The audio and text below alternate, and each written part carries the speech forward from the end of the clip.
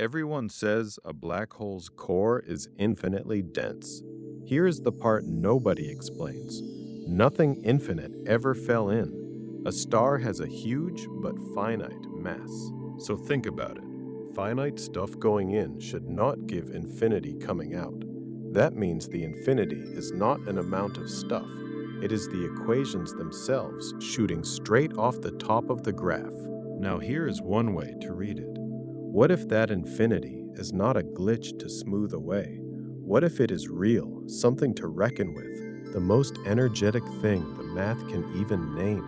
Some physicists instead shrink it to a tiny Planck star, but let us keep the infinity and see where it leads. In 1935, Einstein and Rosen found the black hole has a second mouth, a tunnel through space-time, now called an Einstein-Rosen bridge.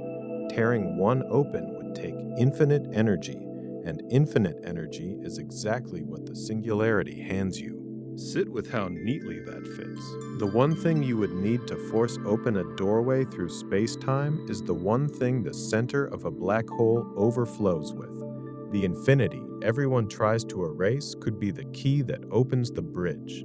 So be honest, these bridges fall straight out of the equations, but in plain relativity, they are unstable and pinch shut, not something you could travel. None has ever been seen. The infinite energy is what the idealized math says, and most physicists expect a deeper theory to change this. This is one speculative reading, not a fact. And still, here's the thought that will not let go. You cannot use up infinity. Pour infinite energy into building the bridge, and there is still infinity left over. Every bit you spend and the amount remaining does not shrink at all. So the bridge is open, but the infinity is not spent, which leaves the strangest question of all. Where does the rest of it go? Here is where it leads. They say we have never seen a white hole anywhere in the sky. So what if you are sitting inside one right now? Follow that leftover infinity, because infinity has a strange property. Subtract anything from infinity, and it is still infinity. Pour infinite energy into that bridge, and you still have infinity left over. It cannot just vanish, so it has to go somewhere. So here's the stranger possibility. What if it pours out the far mouth of the bridge, a mouth that only pushes matter and light outward and never lets anything back in, is the exact definition of a white hole, and a torrent erupting from a single point is also the exact description of a Big Bang. And here's the clue that gives you chills. The Big Bang is described as infinite density and infinite temperature in a single point. But that is the exact definition of a black hole. By its own gravity, it should have collapsed inward. It did the opposite. It burst outward.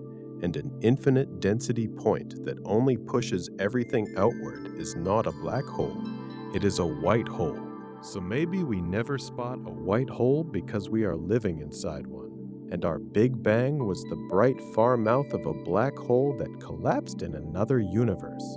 This is not just a daydream. It has a real name. Black hole cosmology, and physicists such as Nikodem Poplovsky have explored the idea that our universe sits inside a black hole. So be honest and do not soften it.